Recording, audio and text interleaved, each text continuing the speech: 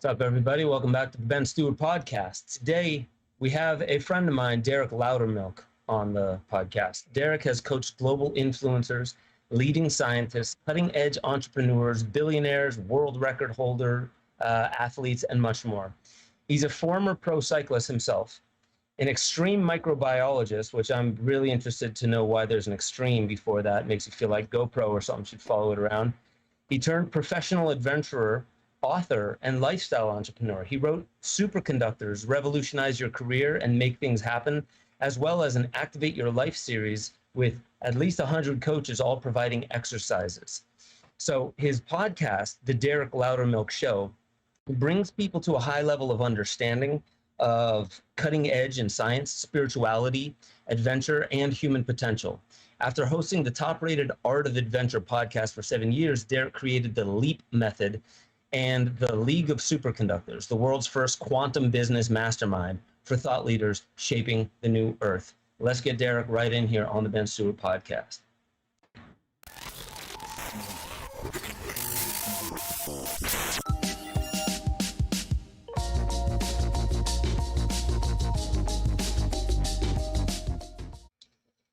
And we're back.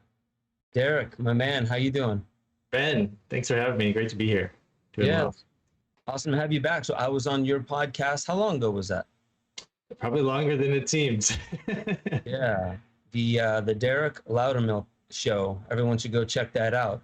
But thank you for being on the program, man. This is going to be really fun. We got Gordo over here taking care of the back end of everything, throwing in some questions every now and then. I kind of want to start on what is extreme microbiology, because all I can think of is keyboards and like medical helmets. Extreme. This is so funny. I don't know if you remember when we were growing up, there was all kinds of, the marketing was all about extreme. It was like extreme deodorant or, like extreme soda. And I was like, I'm going to be an extreme biologist. Well, there's actually, what that means is your normal range of life falls in sort of freezing to 100 degrees, and then above or below freezing, or in these edge zones, you have certain types of life forms that can withstand, freezing or radiation or complete dryness or boiling acid. My work was in the boiling acid hot springs in Yellowstone National Park. And so almost nothing can survive there, but the few things that do survive are at least my theory was that they would be representative of the very earliest life forms on Earth, or the earliest life forms in the universe.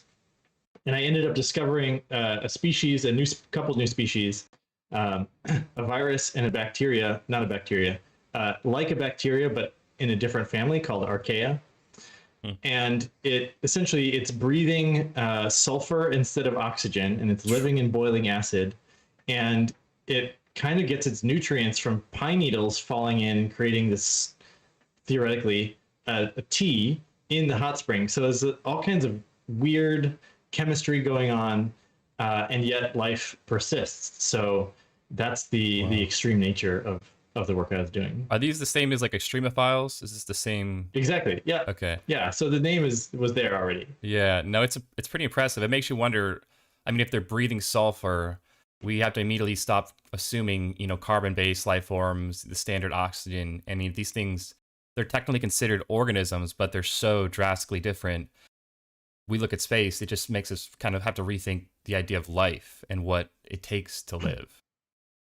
Well, and with some of these organisms, like Deinococcus radiodurans, right, you can put on the outside of a meteor or an asteroid or outside of a spaceship, and you could potentially seed life between planets or intergalactically if it traveled far enough. So there was a lot of cross bombardment between Mars and Earth back in the early days, and so potentially life could have started on either planet and then been transferred to the other.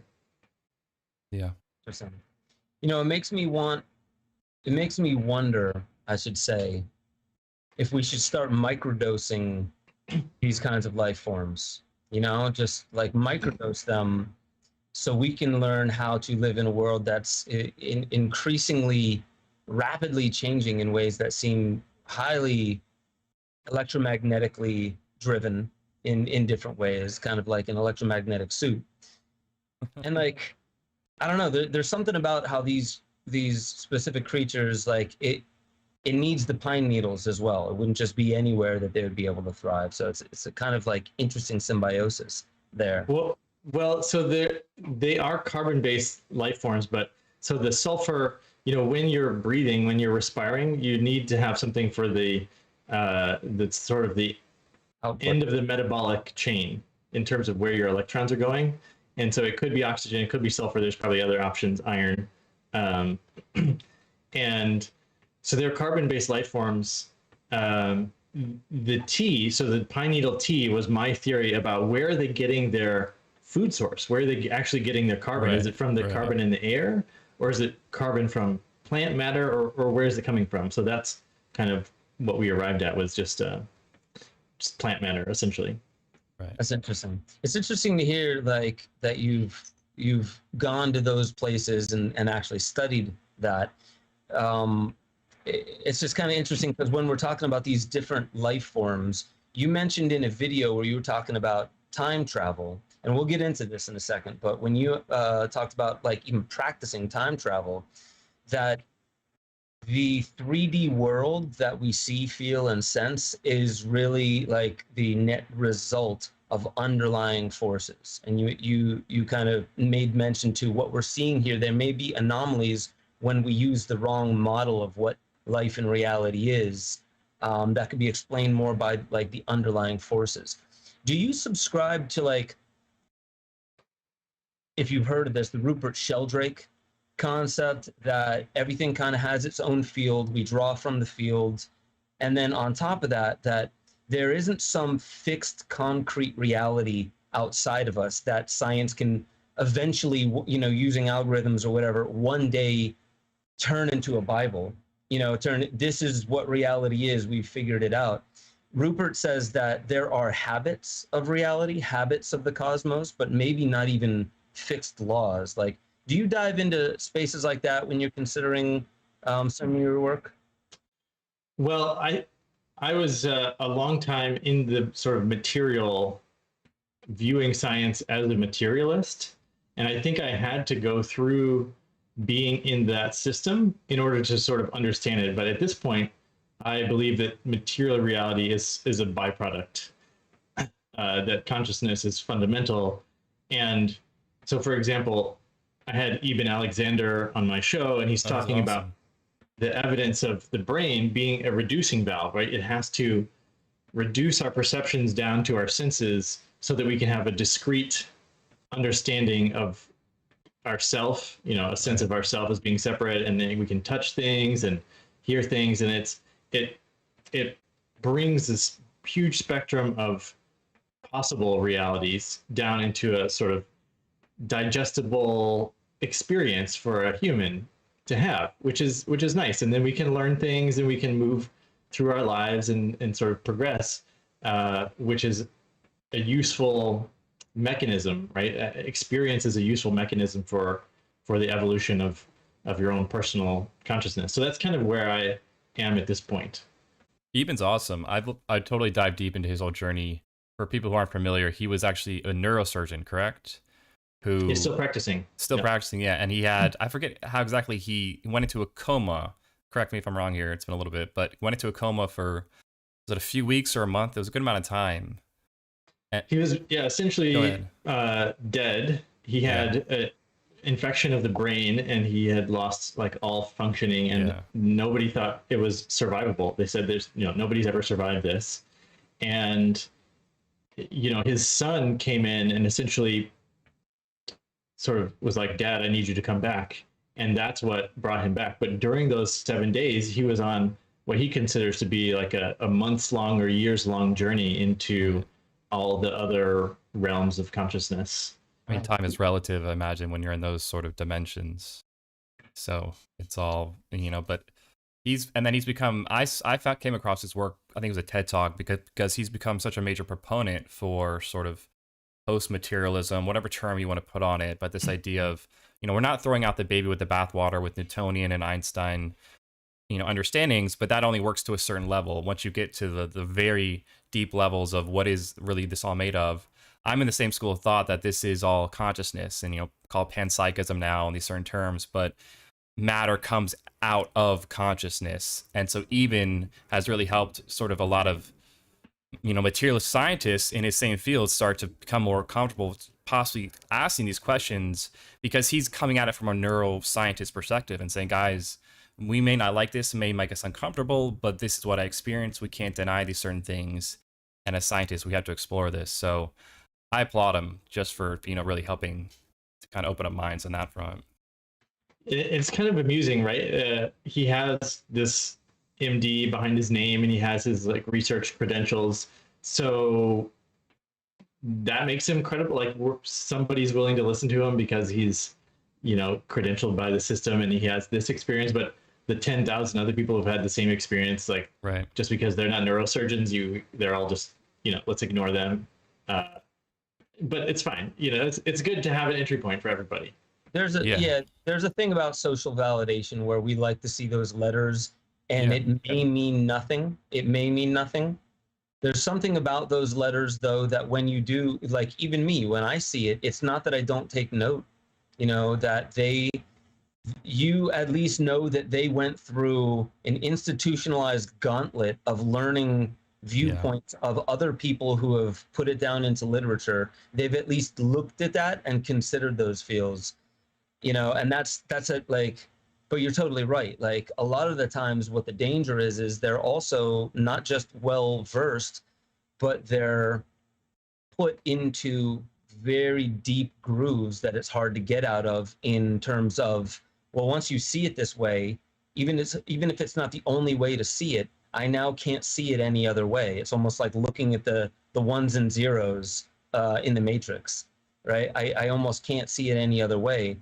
And that's why I like those who go to the fringes. Like they'll find the center of a topic, but then they'll also find the fringes of the topic, and they'll give each the most outrageous claims and then the most conventional claims an equal lot of their time and investigation. And that's what it seems like you've done, because coming from the material side of things, when you were talking about time travel, the things that you were saying about it were things that were easily accessible to people, because it's really more about, can you play with your imagination a little bit more, rather than do you trust that this scientist or this government created this machine that you can step into in time travel. And you started breaking it out of those Hollywood tropes of like time travel. Oh, you got a machine? Or is it like an algorithm that does it? And you brought it right back to the simplest thing. It's just like, what if it starts with the way that we perceive? So I just want to tangent a little bit. The brain you had mentioned is kind of this reduction valve, because our being a microcosm of the macrocosm, we can't directly interface. So it seems like the reduction valve helps us indirectly interface with it. And this is why I think, there's such value to timeless archetypes and myth and legends and things like that, that like these characteristics that seem to persist over time, these are the indirect ways that we catch a glimpse of what lies beyond what the brain and the mind and the body can perceive here and right now. And that's what meditation and things like that, those are. But the language that you put to time travel was pretty interesting. Do you want to, if you remember some of the points, and I'll remind you, if you remember any of what you said about time travel, go ahead and say it, and then I'll have a few questions for you. My theory was that in the fifth dimension, if you think about the time as condensing to a single point, right, then you could theoretically experience time bending or time contracting, or sort of traveling to any point along a spectrum. Like if a line condenses to a point, a time stream condenses to a point, then really, like, how would we give ourselves that experience? Like, what would you do in order to have the experience of time bending? And really the motivation behind wanting to have enough time, right? Wanting to finish a project on time, or be in the right place at the right time, or all these time constraints that we feel like we end of the day as entrepreneurs, and we just wish we had more time to finish things. And so there's like, in the physical world, we feel these constraints. So more important than like getting in a machine and going somewhere, I was coming at like, what would it be like for me as a person individually to experience like freedom from the constraints of time. And the way that I started coming at this was first separating myself from looking at clocks. And so let's say I have a podcast at 5, and before that I had a thing at 1, and there's this window in between when theoretically it's 4 hours and I should be able to do 4 hours of whatever. But I could have the experience of that be lots of activities or almost no activities. But if I'm constantly looking at the clock, then I'm constantly sort of reintegrating with the consensus time stream. So the first step really is just to not pay any attention to the fact that there's this consensus time stream, which is hard to do, especially if you don't want to be late. So there's a certain amount of faith that I had to have. And so I essentially was kind of like asking the universe, I was like, show me the experience of having enough time. The first time I tried it was at the gym. So I said, I want to be home in time for dinner. I want to be on time, right? When the food is coming out, I want to be showered and ready to go. And I have about an hour roughly in clock time. But I want to do a 2.5 hour workout. I want to do an hour warm up on the bike, and I want to do a full, leg day weightlifting. And I wanted to feel relaxed. So I didn't look at the clock, my intent was just clear to have all the time that I needed and also arrive home on time. And I was really surprised that that's kind of all it took, was this really strong intent. And then it worked out. When I got home, I realized that I had crammed all that long workout into just about an hour, which really blew me away. So then I was just playing with it a little bit more of, can I do like a full day where I'm on time for everything, and that, everything is happening as it needs to. And that takes just a little bit more faith and a little bit more just willingness to leave behind the clock, the construct of what you believe it should be. That is interesting. And the way that you describe that, there's two things that come up for me. Like, one, did you try alarm clocks? So like, you're not looking at anything, but there could be a fail-safe, and that is still fitting into the construct. But an alarm clock, in that 4-hour window, you have something that can like be the fail-safe if for some reason you are lost in the flow and literally you went 4.5 hours. One is an alarm clock. Second thing I wanted to say was, on top of that, there's something that I've had to play with being a father. I know you're a father as well, building a business. So are you. And this will kind of get into straight back into time and how we use it. But like, in between that, there's this, my wife and I, we've always talked about, like, we never look at like, I'll be with you forever, or I love you forever. It's this idea of forever. It's like, how deep can we go right now, instead of projecting out like, no, it's going to be like, 60 years, 70 years, 80 years. So it's more about the depth and the quality that we can go to together right now. And then I also find out, like, I have a lot of the same thing. I'll have something at 1, and then something at like, 2:15, and then I have a break until 5 where I have a really important call. And so like, what do I do in that time? And I look at the time, I look at the constraint of it. But then sometimes overly looking at the time and just balancing upon my reference of how much work I can get done in that time, or what kinds of tasks I can get done, I started looking at like how deeply I can dive into something where it's like, okay, you know what? I want to move my body, but I can't just get up from sitting down editing for 5 hours and go for a jog. I need more of a warm up. But I can go on the trampoline and just slowly jump, and then more, and then more, and then more, while my body is moving all the tissues, all the lymph.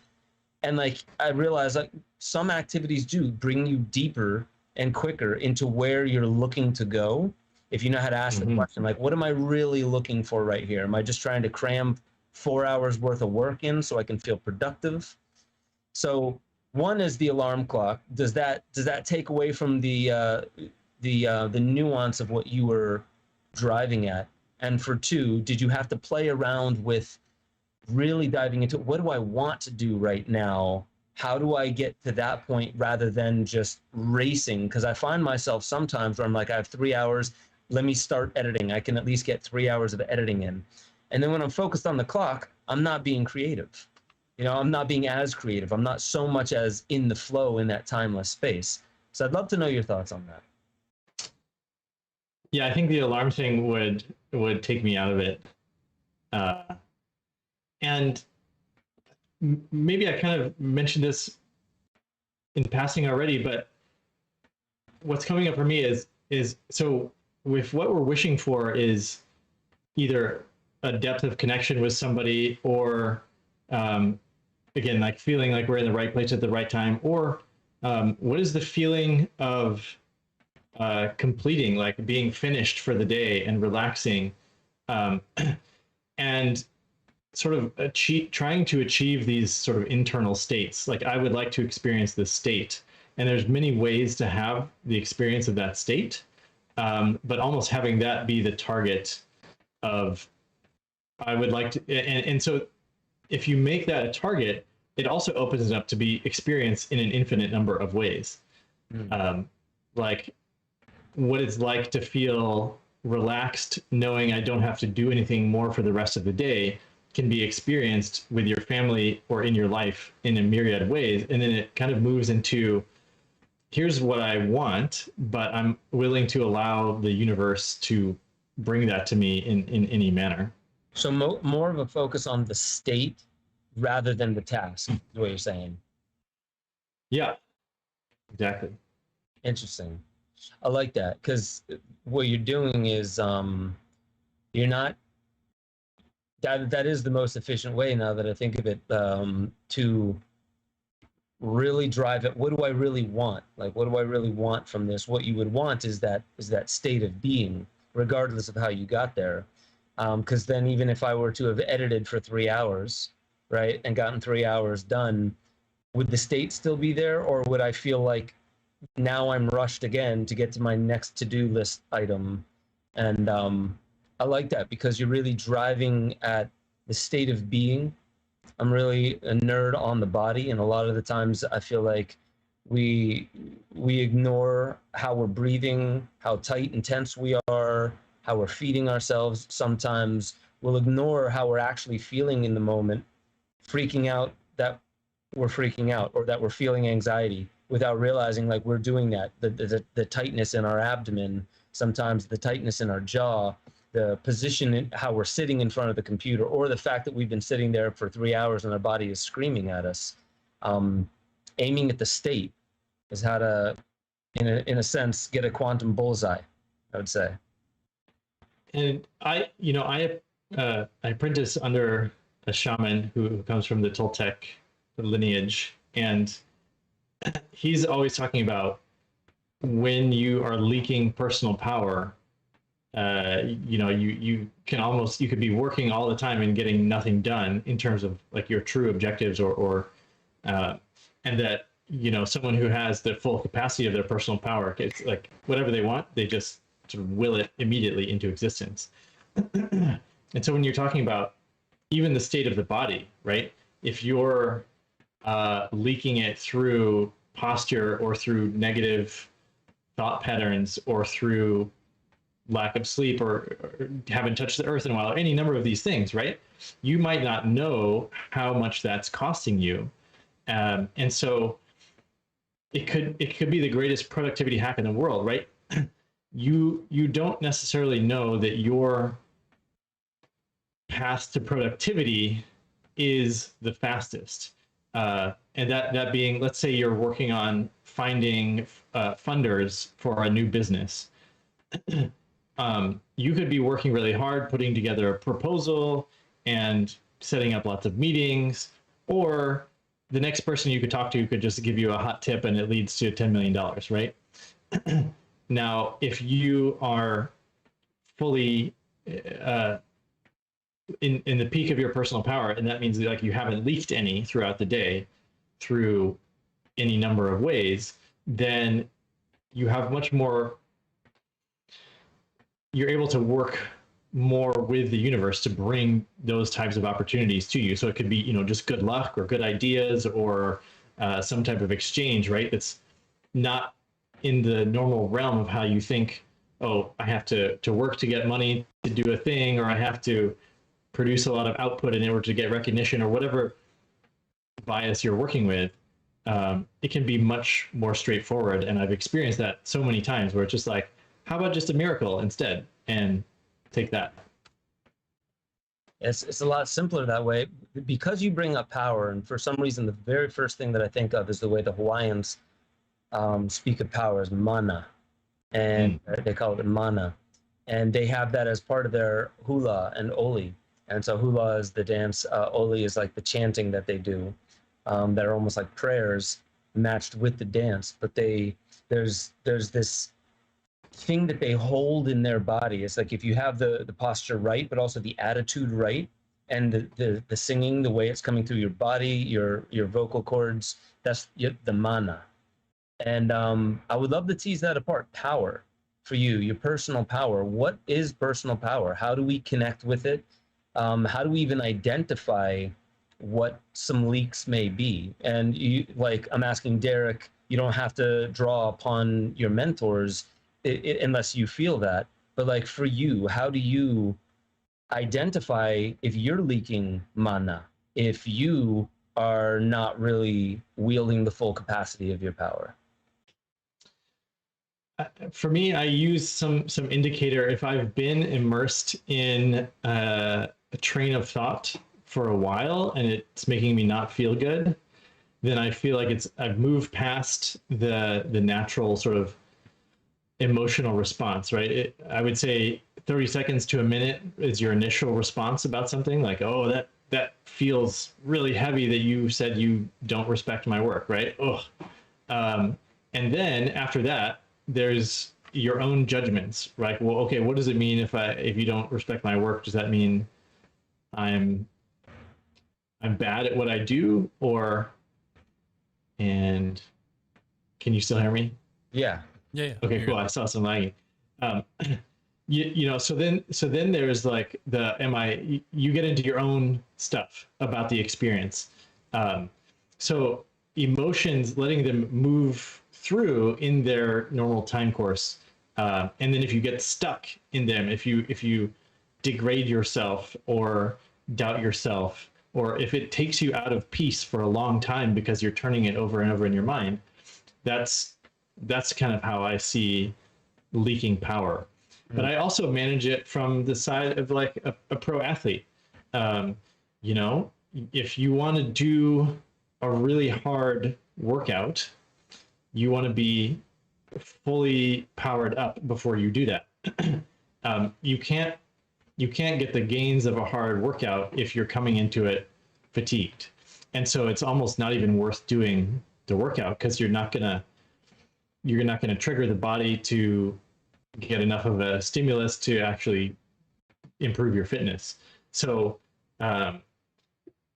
just learning from that, how much more important state and recovery is, because it's not a single workout or it's not a single activity that's going to make a difference in a years long progression as an athlete. So just, that's another part of where I come from. Yeah.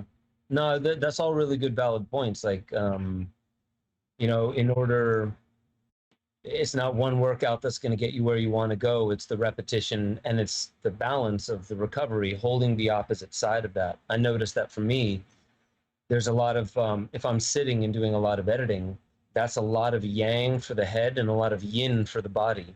And so if I take some breaks, then I really kind of go yin for the intellect and very yang, where I'm moving my body a lot more, but I'm not doing so much hyperactive thinking and turning around things.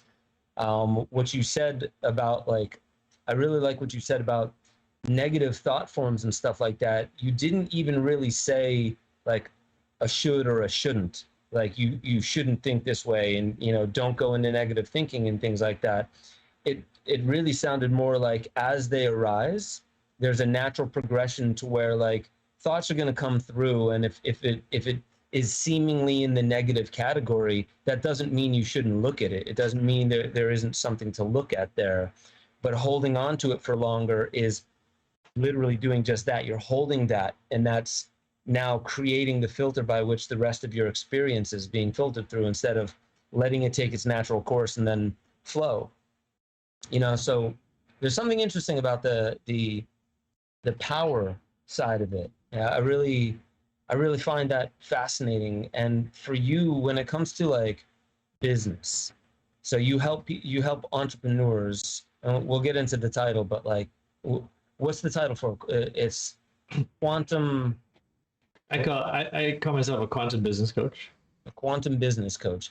So bring us into the nuances of that and how you view the external world of building something, building a business and those types of things, and how you match that to meaning. Like, why is it valuable? Why would you want to get up every single day to do it? Obviously, there's something intrinsic in it, but almost like in the Freemasonic way of looking at when they're called the Masons or the builders, they're really talking about more of the cultivation of the inner man. And what I would be interested in hearing about is how you approach business, where the quantum part comes in, and maybe what are some of the major, maybe like one or two pitfalls you find high performers or people who are very, very gung-ho about getting into building a business. What are some of the common pitfalls you find from them? Okay. This is let's see if I can hit all those aspects of your question. Trying to trick the brain here. When I think of what does it mean, quantum entrepreneurship, what I really mean is working from infinite possibility. And so quantum simply meaning like a specific state and then another specific state. And so there's this old notion of climbing a corporate ladder or putting your dues in, or working hard for a payoff or whatever it might be. And I'm much more interested in the, like, you could have exactly what you want right away, whether it's, again, your state or the success you're looking for. And there's, of course, many things like our habits and our beliefs, and probably most importantly, our identity, that either benefit or inhibit that type of possibility.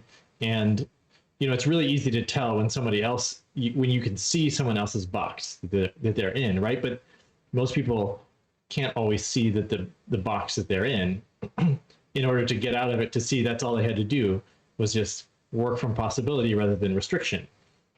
And so perhaps, thinking about the identity piece is really important, and even having different identities that you can bring forth in different situations. But if you have a identity of a powerful entrepreneur, someone who's capable, resourceful, can learn things quickly, can adapt to any situation, can apply strategy adeptly.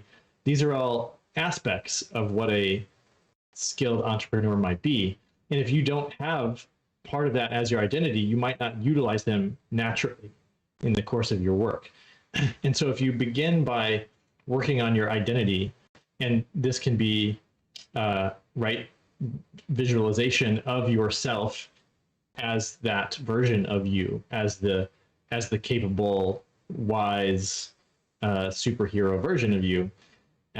This can be done with hypnosis, perhaps most easily, but working from an identity level first, so that then acquiring the habits or making the decisions or just the natural flow of how you live your life comes much more easily. A lot of people do it backwards, where they try to do the things that they've seen other successful people do, and for some reason it doesn't work because they still don't have the fundamental identity of a successful entrepreneur. Interesting. I like that. So what are some of the common pitfalls that you find? I mean, now that I'm imagining from your response there, like, I guess some of the common pitfalls would be exactly what you said, trying to work backwards, trying to work from the end result and reverse engineer it back into the identity rather than starting with the identity. Are there any other like common traps that you find people fall into? Well, maybe we touched on it a little bit, but there's just the focus on money, right? It's we believe money is the most useful tool to do what we need to do. In reality, it's just a small fraction of that. So one thing that I work on is if you get access to really good information, whether that's through a mentor who's done it already, or through your own creativity, or divine inspiration, or your dreams, whatever, an idea plus money can save you a lot of time. It can be more exciting also to have, you know, an inspired solution that is a win-win-win for everyone. You can feel like, I actually want to be doing this more, just because it's juicy and exciting and playful in a way. You know, there's also how you recognize serendipity, how you recognize in science, for example, when you have eureka moments. You have to be prepared for them. You have to sort of know what to look for in order to have a eureka moment. So knowing how to prepare yourself by doing enough to get yourself to the cutting edge, that then you can, you know, see the opportunity when it arises. And, you know, there's this principle in improv, yes and. I used to do a lot of improv in college, and so in a scene, someone would be like, I'm a fireman. And if somebody's like, no, you're my dog, well, then that's like, wah, wah. But if they're like, yeah, and thank God we got this amazing new fire truck, and then the scene progresses. So if you can yes and opportunities that are falling into your world, then you continue the progression. So if you're only focused on money, you miss good luck, you miss good ideas, you miss all these other ways to do what you need to do. And so I talk a lot about, you know, expanding how abundance and achievement can arrive in your life. That's interesting. So let's just hypothetical, let's say somebody who's got like a burning desire to make it into like the financial world, or basically make it up into the 1%. From that perspective, seemingly like the goal is pure money. What I've seen people do on the way up that ladder, like it actually doesn't seem to, strangely enough, start with money. There's something else. There's a different driver. Or like, let's say into the top 1% of being an athlete or something. And I know you've coached athletes as well. For those that are like really hungry, and I don't want to keep giving you double questions, but like one thing that I've noticed is that sometimes people are striving for a goal, and on the way to it, they realize it's not what they want, but they had too much invested for them to actually turn back. Mm-hmm. You know, and they burn themselves out chasing after a goal that they once thought they wanted, and now they're kind of getting a sense that it's not really what they thought it was going to be, but they refuse to see all those telltale signs because they're on a vehicle that they've built, and it's driving at a steady pace towards that goal. Like they need to get all the way to the end to realize it wasn't what they wanted. That's like the first part of it. Since you've coached and mentored a lot of people, Have you had to bring people to that realization, or help people, or in your practice, do you help people find that in themselves and be more honest with how they find that in themselves? But people who are like halfway to destination, that they're starting to develop signs and synchronicities that this ain't it, this ain't the path. Yeah, let me see how I can speak to this. Perhaps I'll start with my experience this year of deciding not to race bikes. I was a professional cyclist and then traveled for many years and put it down. And then I came back and I brought myself all the way back to full fitness, and I became the state champion again. And then it was like, where do I go from here? And the cost, right? There is a cost to putting that much into training. And I decided not to pay it this year and open up the doors for other things. But it was, it's bittersweet in a way, because I don't get to see my cycling friends as much. And yet I get to have more conversations with people like you. So, but there is, there's always these trade-offs. And, when I was in a PhD program, it was kind of a script. This is the script that was running in my mind about what I should do. And partly it was my dad was a scientist. Partly it was I thought I could make money. Partly I thought I could live a life of adventure, and I did get to do that through my research in Yellowstone. But there was a lot of expectations, and everyone was like, "Oh, you're good at science. You should do science because you're good at it." And so there's this just sort of script running unconsciously for me, and it took a lot of things to make me realize this isn't quite perfect. But you're right; it is hard to stop a trajectory or get off, and sometimes the world does it for us, right? We have an accident, or like I lost my house in a flood. I got divorced. I had a brain injury and dropped out of my PhD all in the same year. Mm-hmm. And so it was like, oh, the universe was like, here's your clean slate. Go ahead and restart. Not everyone gets that same potential to do that. But you stand it. I mean, that's the key. You gotta roll with whatever the universe provides. Yeah, it's interesting because there's also value in the, what we would term as the wrong paths. I went into the music industry dead set that was the only thing I was going to do, and the film career kind of grew out of it. But I wouldn't have made it to my film career had it not been for the band. And the band kind of ended in a way where it was like we put a good 13 years in before we realized the full extent of the cost of trying to work through this specific industry at this specific time. Like, we just missed the 90s, right? We just missed the 90s where everyone was buying CDs. The music industry was like at a peak. And then all of a sudden Napster, and literally a year, 2 years later, my band starts. So we found ourselves in this interesting period, but like there's so much value in saying yes to that road, even learning the hard lessons. I'm sure you probably found that there's a lot you can learn from that year of yours, where all those things came to a head. There's a big radical shift in your life that might have been considered a dark night of the soul, or the peak intensity of transiting between one cymatic pattern to a more complex one.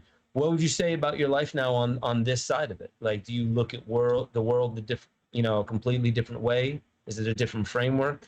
Was that like a pivotal moment for you, and in just the way you even perceive? Yeah, I mean, I think who was it? Who's the guy that founded Apple? I can't. What's his name? Jobs said, like, you got to connect the dots looking backwards, and I feel like that's true. I have all these experiences that I can draw from, and I do feel like I'm living my purpose here. And what's important, I think, is that I arrived at living my purpose somewhat through reflection and self-understanding. How do I want to feel? Who am I really? What are my preferences? what are my natural talent, this reflective thing. But you can almost stumble into your purpose just by doing things that you like, and doing enough of them, and continuing to progress towards mastery in some of these things. Because if you find yourself doing something that you don't like most of the time, it's probably not your purpose, right? And so it's just such a simple indicator. It's like, it doesn't feel good for me to be doing this every day. So I could keep doing it, and I'm probably just going to continue on a path where I don't like it. Or I could pick a new path where I do like it. And because all the paths go to the same place, you might as well enjoy the journey, right? Yeah. Yeah. It's curious because so many people are in relationships, specifically like romantic relationships, let's say business relationships or other kinds of relationships, where we kind of just give in to a certain status quo because it's easier. Like confronting the elephant in the room takes a lot of energy, and it would almost be that mind frame where if we're leaking a lot of our personal power, it's like, you know what, like at times I feel like this relationship is through, but I don't really feel like right now is the right time to launch into it. And then 3 years go by or something like that, and it's the same excuse, and you can keep justifying it that way. Like, what do you say, like, whether it's relationships, in business, love life, or like even a relationship with a way of looking at things, like what are some of the key indicators for you that like, do you have ways of bringing people into inquiring into their own behavior, where people are like, because let me just say this clearly. I know a lot of people who are like, oh, everything's great. How are you doing? Oh, man, everything's fine. And then you talk to them deeper and you realize that they're always like, they're overwhelmed about shit. They're giving all these like bodily cues that they're actually not fine. So they're in that narrative. And you coach some of these people, like, what kinds of exercises do you get for people who are convinced that everything is fine, and they're not looking at the cues and everything's love and light, so they have to keep on that smile? What are some of the cues to help them deconstruct their own delusion?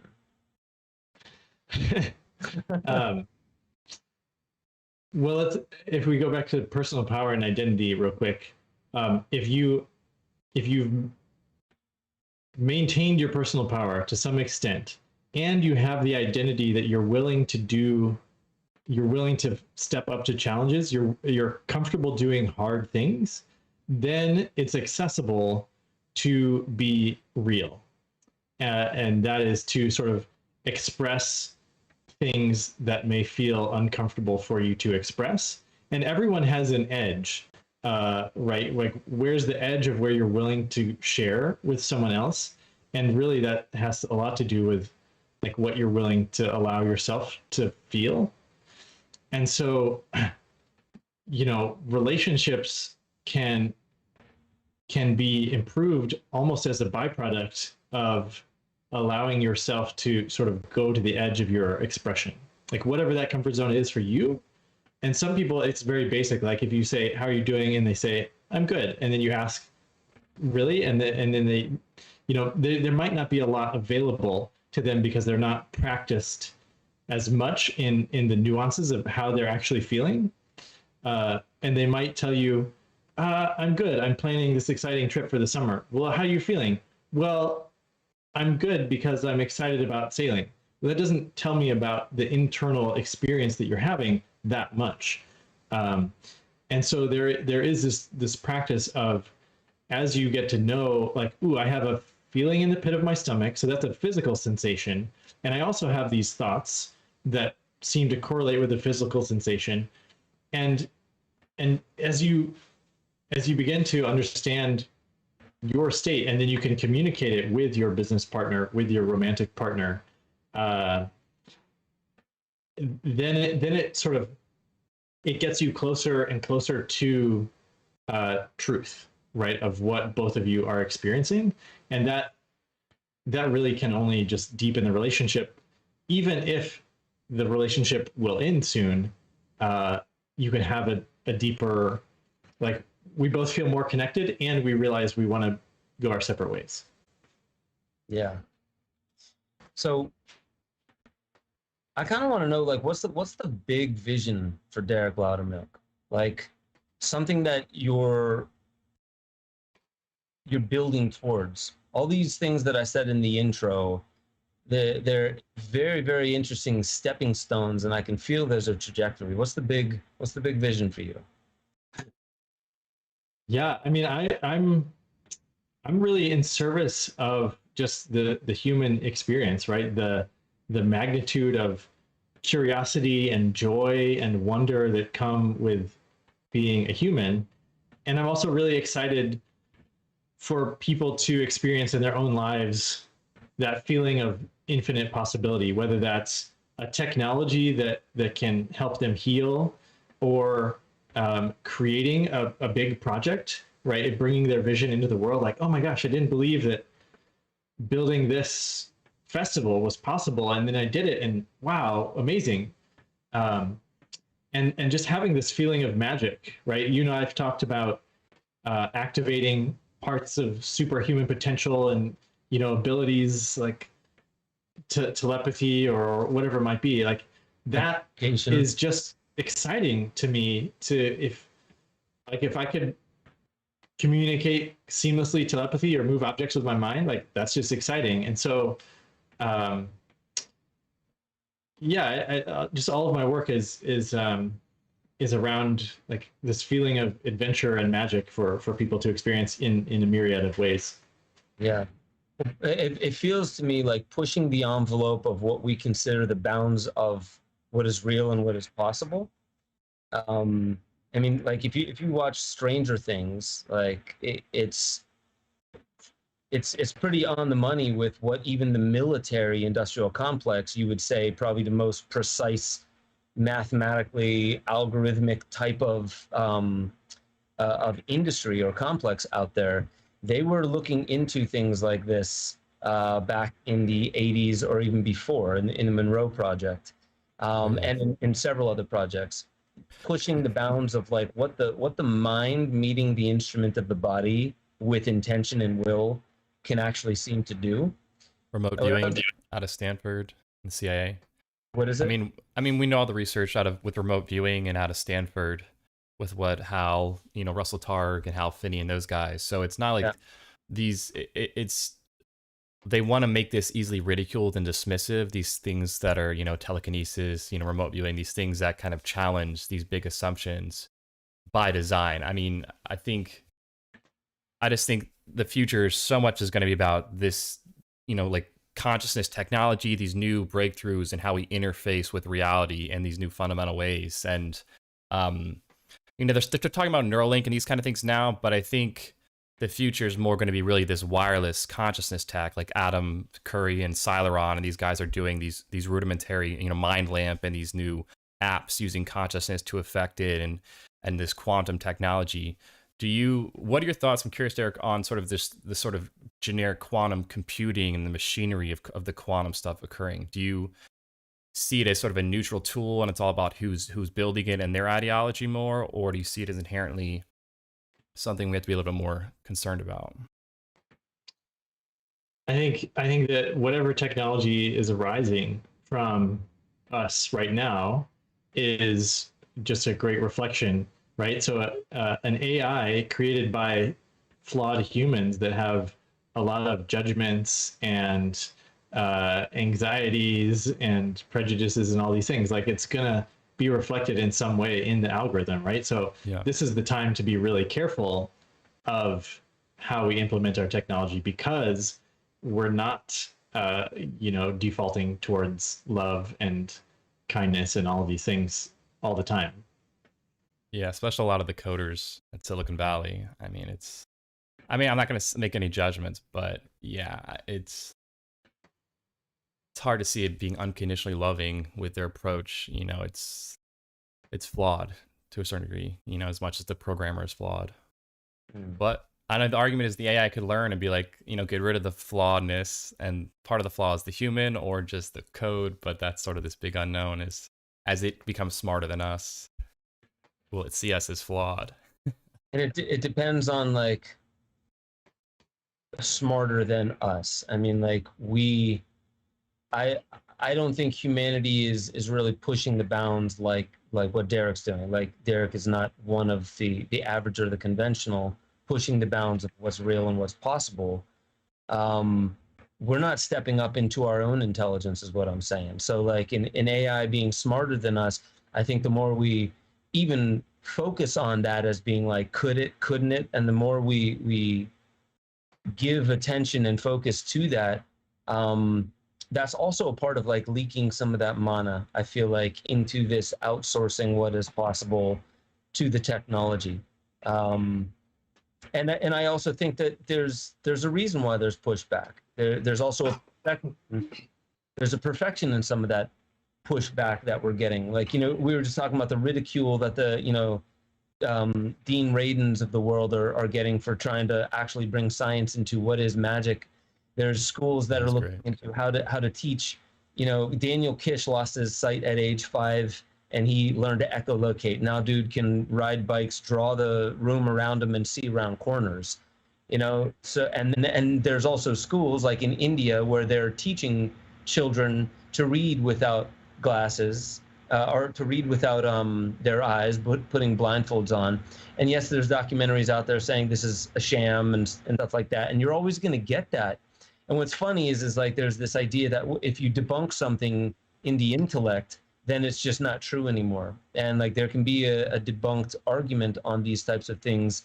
And I think that's what separates the real initiates of the mystery school with the ones who didn't pass the rite of passage, right? Those who simply feel it, and you can't shake this notion that there's more to reality than what I've allowed myself to believe in the past. Those are the ones who are past. That's almost like the mana or the fortitude that it takes to get through the passage of some of the ridicule that'll come from. The Bible even had, I think, like a representation of the Philistines, I think, that were very close to what you would call today. The way they perceive the world was if you can't see it, hear it, touch it, smell it, if you can't prove it to the intellect, it doesn't exist, type of a thing. Like the materialists of their time. And that's where the faith comes in, you know, and I do believe that our intuition is what allows us to at least sense, now there's something beyond what I'm allowing myself to feel, to express, to communicate, to be. There's something beyond that. And I don't know if you want to riff on that, Derek. I mean, that seems right up the alley of what you were talking about there, like pushing those boundaries of what you think is possible and screwing all the mental gymnastics of how are we going to get from my mental state now to that mental state. It's more of like a feeling state, right? Well, I had an experience, what I call the magic tree. This is 1,000-year-old tree deep in the jungles of Bali, and when I touched it, it transported my consciousness to a different part of the world. It was like it zapped me, out of body experience, gave me this whole download of a mission to. This is how I started one of my businesses. It basically said, like, you need to take entrepreneurs out into the wilderness to remind them of their nature as biological beings, like not separate from nature, not separate from the world. And so it was this dramatic experience. And then the scientist in me thought, okay, I had an experience, therefore it must be possible and explainable. So what's the explanation? How does it work that my consciousness could be transported, or that I was given emotions from a tree? And then, so the way I see it is any of these experiences are possible. Like whatever you experience, it's possible. So there's fundamental parts of the universe that make it possible. And as a scientist, knowing right before I discovered that species, it was still there. I just didn't even know it was there. And then you get this sort of, you grow it in the lab, or you see it in the microscope, and you're like, huh, that might be something. But then there's a whole process of figuring out what it is, how it grows, how it lives, how it reproduces. And that's just, you're discovering more and more, but it's not that it's not possible or wasn't there before. And so it's, as we illuminate truth, as we learn more, all the stuff that previously wasn't part of the reality becomes part of the reality. And it's just a simple process of illuminating things that maybe weren't before. All right. I want to switch gears here real quick. Parenting. I would love to know I mean, from as conventional to as wacky theories as possible, but like, how do you deal with just being a dad in the modern world, building the business that you're building, and raising children, bringing children into this world, and how you relate to your child, like, teaching, guiding, how you view teaching your children, how you view like that guiding process. I would love to know, like, just how you approach it psychologically, for one. Yeah. Well, maybe I'll start with I recently had an interview with Debbie Solaris, who's a galactic historian. And I've had a couple other people give me either like past life readings or Akashic records readings. And so basically we've pieced together my family lineage, which is that my son and I are Arcturians, and that my daughter and my wife are sort of more angelic. And yet here we are, all are incarnated into a human family, and we have our own sort of path or mission. But it's fun for me to think about, like, we all chose to be here and find each other, or be born, our kids to be born to us. And so, we it's a blessing, right? That we get this opportunity to go through this life together, and of course do our own things. And so I see,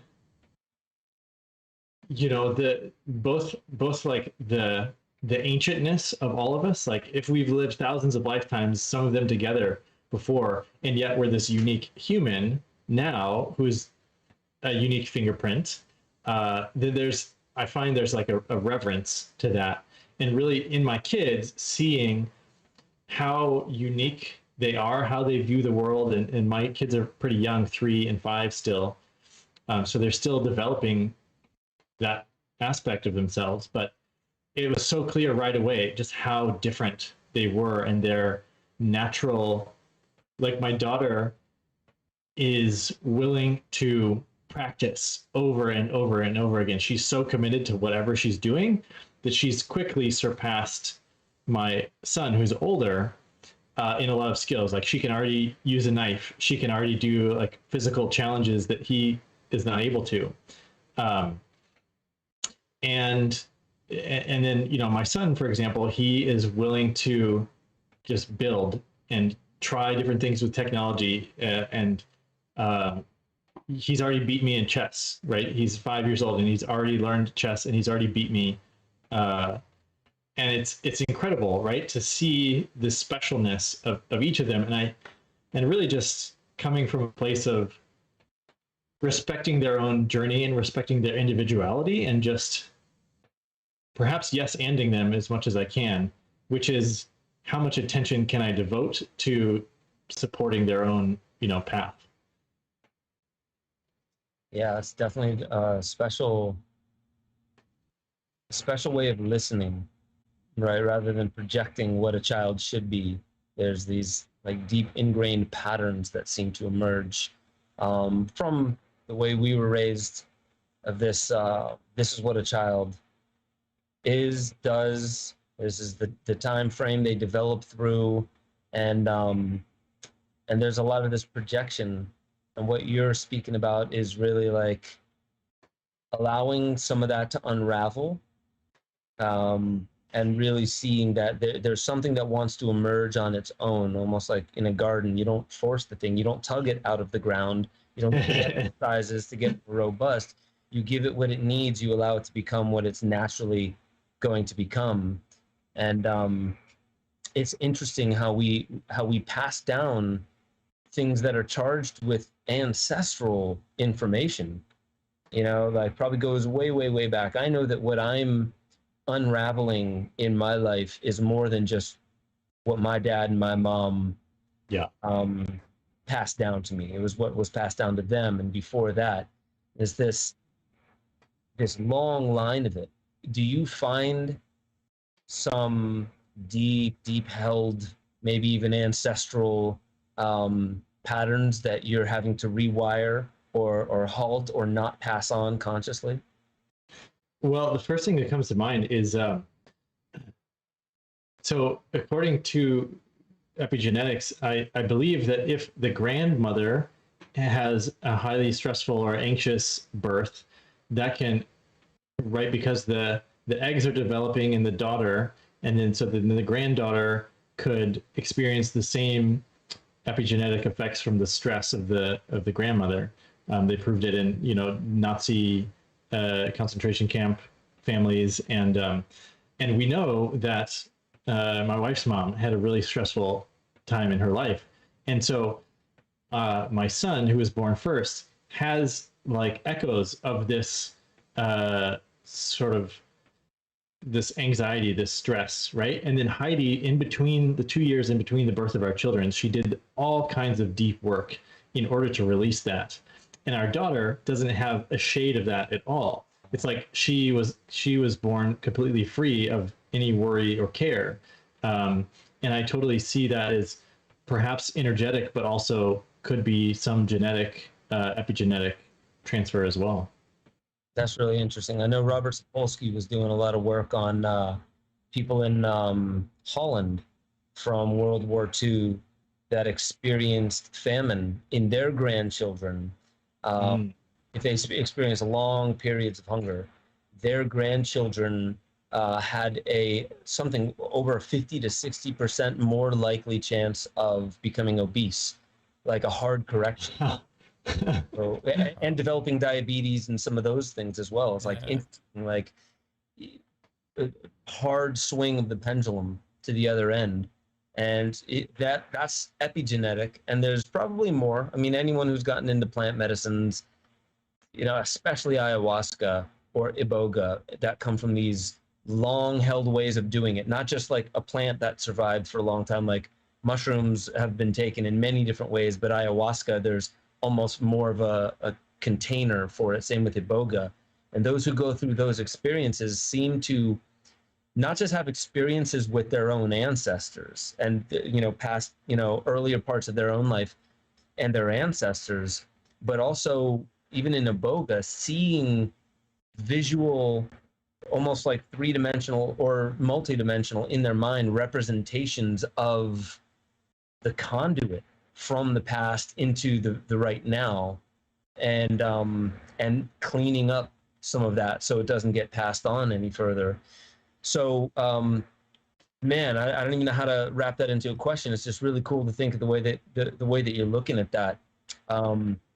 Last thing I really want to kind of bring up as we're wrapping it up is, for you, how do you balance? And let's get into how many hours do you sit in front of the computer? Maybe how many hours do you work a week? And then what do you have to do to unravel that, not just physically, like getting up and like moving, but also psychologically, like you pour so much into this and then you switch hats to, let's say, go parent. And I don't know how that's been difficult for me, changing hats. Like I work from home and, all of a sudden I'm deep in the flow, but I'm hearing my kids get, all riled up. And then all of a sudden it's starting to affect the nervous system of my wife. And I'm like, okay, now's the time to stop. It's quick switch of the hat. Like now I'm a parent and 5 minutes later, I got to go and sit back down and try and find that flow again. So I'd love to know your process a little more. Yeah, and there is that cost of what was I doing? I got up to put out a fire, and then you come back, and it takes some minutes, right, back to the time to get back to. I can't even remember like where my thought was. Right. So yeah, I do try to carve out probably 3 to 4 hours of sort of uninterrupted deep work, whether that's copywriting or course designing or outlining for a book or recording TikTok videos or whatever it might be. And I tend to do that in the morning when, yeah, my brain just starts to get mushy later in the day, the more concentration I've done. And that's, there was an anecdote. I think they said that President Obama, he did the same thing every morning, like same breakfast, same workout, same clothes, so that the very first thing he was deciding was like a prescient global decision. He didn't waste his time on trivial things. And I do have, I have, a morning process, which I've sort of just picked from all the other people that have morning processes, which is, I go out and I stand in the grass and I do some stretching and I get sunlight on my eyes and I bounce on the trampoline and I drink my water and I do my gratitude and I do my journaling and I so it's like usually about an hour to go through this whole process of waking up, and then I drink my coffee and then I kind of get to work. And then usually in the afternoon, it's more bouncing back and forth. And I'm okay with that. Okay with needing to step up as a parent, needing to be okay with not being more productive. But some days I'll crank out 14 hours of really productive work and I'll be like, damn, that was a great day. I didn't have to I didn't have to do anything else. So I do notice when I've had a nice run like that. Do you ever get into the habit of, once you have a 14-hour productive day, they're like, yes, now I just need to do this 5 days a week for the next few months and I can get all this shit. Oh God. You ever fall into that? So many times all the things I'm really excited about from month to month, like I'm like, it's not that important anymore. So a lot of times the stuff I didn't get to ends up permanently shelved, and I'm kind of grateful I didn't have to do it at all. Last question, man. And this is the most important one. So really dig deep for this one. What kind of coffee do you drink? I do Bulletproof. You do Bulletproof. Okay. Yeah. Main decision for that one? I don't know. I really enjoy it, but I also drink mate in the mornings, which is I like to sip. Just have sip it slowly. With a gourd and a bombia, traditional? Yeah. Nice. What brand? I'm into mate. We have an international market next door, so it's whatever they have, but it's usually Cruz de Malta. Interesting. Yeah, because they all have different profiles and even come out of the bag looking different. Damn, dude. Yeah, man. It sounds very similar to my morning routine, even though I don't get to it every morning. I try to intentionally drink a nice glass of water every single morning first before doing anything else. And that's really just kind of like my reset. Every single morning, just kind of getting that into my system. I don't always go and put my feet in the grass, even though I love doing that. But these are all excellent tips, all the way from the most practical, the most tangible, to others that are quite practical and tangible, but just outside of, let's say, the willing believability of some of the most skeptical out there, which I love. You've sent me some videos. I think one was where David Wilcock was mentioning, I didn't get to check it out, but where David Wilcock was talking about telepathy or telekinesis, but having to do with if you have any fascial restrictions, it wouldn't. Do you remember? You said. Oh yeah. He had done all this body work, and it had enhanced his psychic abilities to a great degree. That makes total sense. Yeah. Total sense that the body is right there with it. So that's why it's really cool to hear your kind of daily habits, rituals, and routines, as well as thought processes, because being a parent for one, building a business for two, and then being aware that, just movement and breath and diet and these things are so crucial for it. It can be overwhelming for anybody who's just getting into this. And I found with my morning routine, I don't know how it's been for yours, but my morning routine, I get through it pretty quickly because a lot of the things I do on autopilot. And I realized like, shit, that's exactly, now I'm getting through my routine, but I'm doing it on autopilot again. It's just like, all right, on to the next thing. So it's kind of this thing where like, I'm really planting seeds in these moments of like, as being as present as possible. So it's almost like a time jump. The next morning, it's this memory as I'm doing this act. It's the presence that's really important as well. Not just the act of getting the water into the system, but the presence. Any last tips for the audience maybe on this before wrapping up? Actually, one thing that I forgot, the very first thing I do is I remember and replay my dreams and write them down. Then that's sort of, my daughter's usually the first one up, and she'll come and I'll say, you got to wait for me 10 minutes so I can get these dreams out. And so, because they will slip away without it. And usually I'm just highlighting if there's people or things in the dreams that need attention, like in the waking world, like should I actually do anything with this information, or is it just a fun dream? And so sometimes that'll go into my daily planning. Is like, oh, I'm supposed to talk to so-and-so because they keep showing up in my dreams, and maybe I should reach out to them. Yeah. What do you find a lot of benefit out of that? Do you find it like, you have a dream about somebody, you reach out and there's something there? Do you usually find it? Oh yeah. Yeah. It happens every day. Like either I'll be predicting something for their life. Like I always know when my friends are pregnant, they'll tell me in dreams, and I'm like, are you pregnant? And they're like, how did you know? We haven't told anyone. Or I'll use dream time for business questions, like, okay, where am I going to find customers? Or what should I do about this challenge I'm facing? And I'll get the answers in dream time. So yeah, it's super useful. Do you plant those questions right before bed? Yeah. Yeah, usually set it up with 10 minutes of intention setting. Right on. So for the audience, like,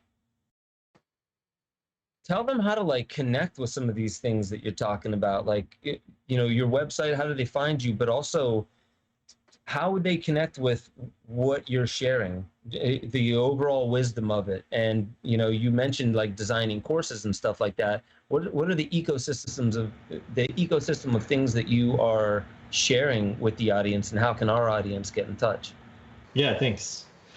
DerekLoudermilk.com is my website, and the Derek Loudermilk Show, which you've been on a few episodes ago. Yeah, so those are the recent episodes there. And I do one-on-one coaching, and then I have this group mastermind that I'm running right now, which we train spiritual teachers and coaches and healers, that are really on the cutting edge. So it's a business training program for those type of people. I also lead adventure trips from time to time. But I would say once you start listening to the podcast, you can sort of get a feel for who I am and go from there. Beautiful. I love it, man. Well, dude, I really appreciate your time. I know that you got a busy world going on there, but is there any last kind of like tips of inspiration or things that you would like to share with the audience? Well, what you said about bringing the intentionality ties in perhaps with this, which is, how you manage your attention is so key, and it can lead to either leaking your power or finding the serendipity, the good luck that's right in front of you. And so just becoming a master of your attention is a fundamental skill. I love it. Master of your attention, for one. Yeah. And then intention, I guess, would be the way that you're projecting it back out with what, encoded with what, charged with what. And now more than ever, there's so many people trying to fight for your attention. So you got to be, it's so easy to slip. I mean, I do it myself. It's so easy to slip down rabbit holes of things where I'm just like, why did I just waste my attention on that? Yeah. So you got to be disciplined. I'll say that from my own personal. Derek, my man, this has been thank you. Excellent. This has been an awesome conversation. We went into territories that I didn't expect, and I didn't even get to everything that I wanted to get to, which is a beautiful surprise. Anything exciting, like, pressing like events that you have coming up, anything like that? Well, I'm closing the doors to the mastermind at the end of June. So if you are a spiritual teacher or healer or coach, and want to be part of a program that can really accelerate your projects, exactly, the League of Superconductors, that's closing at the end of June. And bigger picture, we're working on building a community and sort of a heart-centered village immersive living situation with regenerative farming and a healing center and a retreat center. So we're in the process right now of collecting the people, finding the right land, and sort of planning the organizational structure. And that's sort of a bigger undertaking. Nice. And that's, are you down with giving up at least the state where that's happening? It could be Tennessee or Missouri. We're looking at land in both places. The cost is about the same, per acre in these places. Yeah. And we're looking for being able to build sort of freely. So lack of too many code restrictions and things like that. So funny enough, yeah, these sort of Republican states like Tennessee and Missouri seem to be much more willing to let you just do what you want to do. Yeah, without all the building restrictions, I'm noticing. Yeah. That's one thing about here, Tennessee. My wife is really interested in building out of cob, like using actual materials of earth to build the main structure. Like earth homes. Yeah. And there's far fewer restrictions here. So let's stay on the horn about that. And definitely as things develop with that, maybe we get you, at some point we'll get you back on the show anyway, but I know that that's very much so dovetailing with visions that, my wife and I have. So let's definitely stay on the horn about that. And dude, much love to your family. Thank you so much for all this time that you shared with us today. Ladies and gentlemen, thank you so much for constantly coming out. Every single Thursday at 5 p.m. Eastern, we're here. Missed a couple weeks, the past few weeks, and we're back at it now. And really, just keep coming back to benjosephstewart.com. Sign up, become a member if you haven't already. There's a lot of exclusive content, and I may even be, as you have noticed, I might be moving into different mini docu-style content rather than always my face and everything like that. But go over there. Make sure you go over to Derek Loudermilk's website as well. Check out everything he has going on. And I will check you all next time on the Ben Stewart podcast.